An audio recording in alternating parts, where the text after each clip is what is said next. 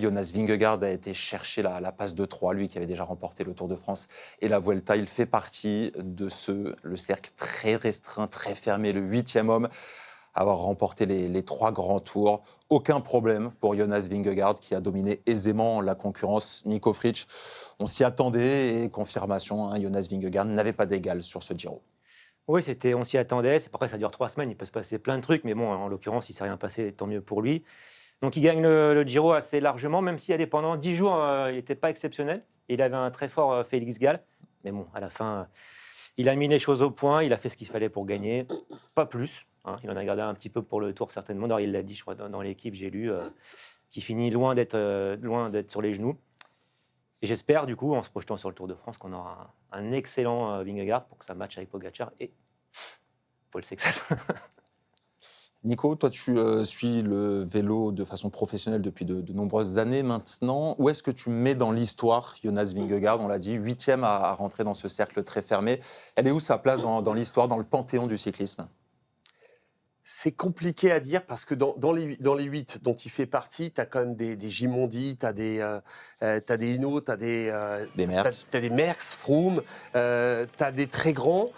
J'ai envie de dire qu'il est un peu en dessous de cela quand même parce qu'il a gagné entre guillemets, je mets quand même des guillemets, que 2 Tours de France. Bon, la Vuelta, le Giro, on l'a dit.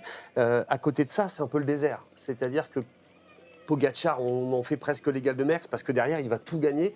Lui, c'est vraiment que sur les grands tours.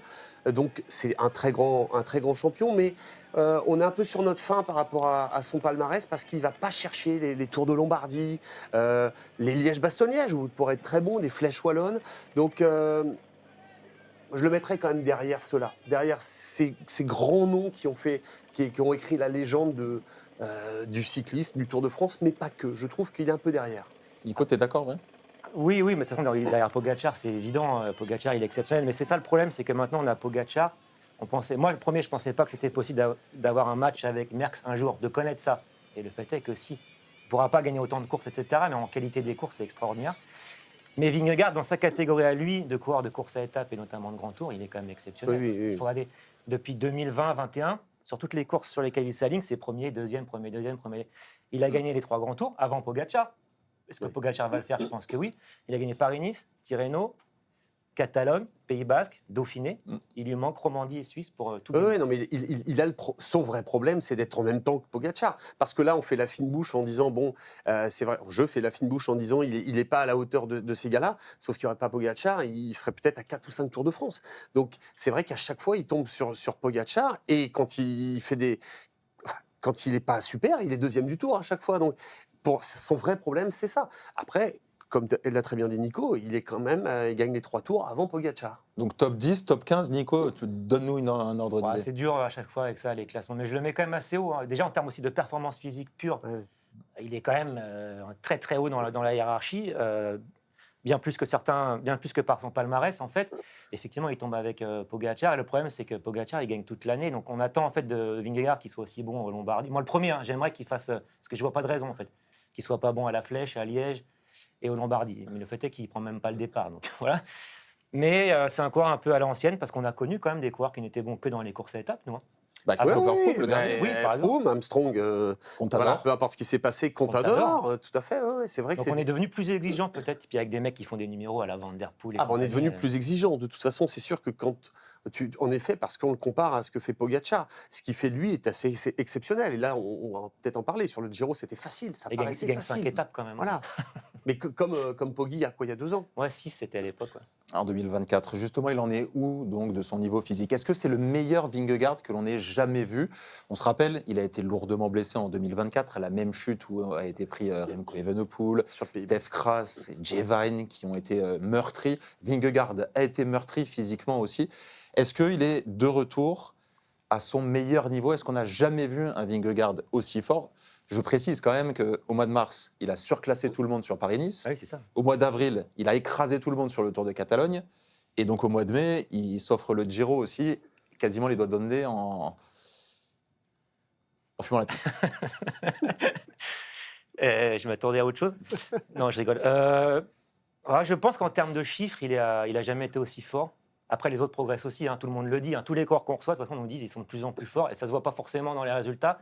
Mais en termes de chiffres à l'entraînement ou en course, je pense qu'il n'a jamais été aussi fort. Il est plus fort qu'en 2021, 22, 23, même quand il gagne le Tour. Mais le problème, c'est Pogacar qui est encore plus fort. C'est ça. Peut-être que le plus fort Vingegaard, c'était en 2024, mine de rien, plateau de Bay et compagnie. Mais bon, il y avait Pogacar encore devant. Mais ce jour-là, même Remco avait sorti une performance extraordinaire. Mais je pense que c'est la plus forte version de Vingegaard. Lui-même, le problème, les autres progressent, etc. Donc ça se voit peut-être moins. Mais encore une fois, j'espère qu'il va être encore plus fort un petit peu sur le Tour de France pour qu'on ait un semblant de match. On te pose la question dans le chat, n'hésite pas à répondre. Oui, non, Jonas Vingegaard, légende vivante du cyclisme. N'hésite pas à donner ton avis, vos commentaires aussi, tes commentaires.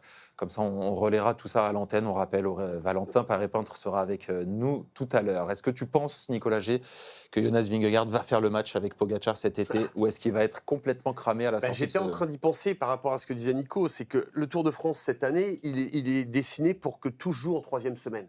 Après le plateau de Solaison qui est à l'entrée de troisième semaine et puis après cet enchaînement de l'Alpe d'Huez. Le truc, c'est que comment il sera en troisième semaine, j'ai pas la réponse. Comme l'a dit Nico, il est quand même sorti relativement frais du Giro, comme Pogacar il y a 2 ans. Il va pouvoir là récupérer, repartir en altitude. Donc je pense qu'il sera prêt et que normalement en troisième semaine, ça devrait le faire. Après, est-ce qu'il est capable de battre c'est que ça, c'est Pogacar. Je ne sais pas, mais je pense qu'il va pas être tant entamé que ça et que c'était presque une préparation grandeur nature, quoi. Après, j'ai juste une petite remarque par rapport à légende vivante du cyclisme. Moi, je dirais peut-être non sur l'aspect aussi personnalité. Parce que Pogacar, c'est vrai que les gens l'aiment beaucoup, il est fantasque aussi. On parlait d'autres coureurs, évidemment, Merckx, Hinault, ce charisme, tout ça.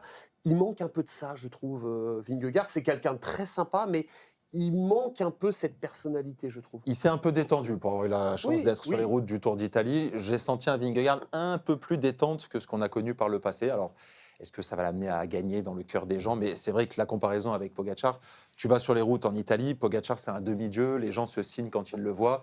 Vingegaard, il y avait quelques connaisseurs qui l'applaudissaient au départ et aux arrivées, mais c'était pas non plus la grande messe, quoi. Tu vois, un Greg LeMond, il avait un truc, il avait son accent, il avait lui aussi du charisme. Alors, on a parlé de Bernard Hinault, mais je trouve qu'il lui manque un petit quelque chose quand même pour arriver à ce légende. Il est comme ça, quoi. C'est sa personnalité.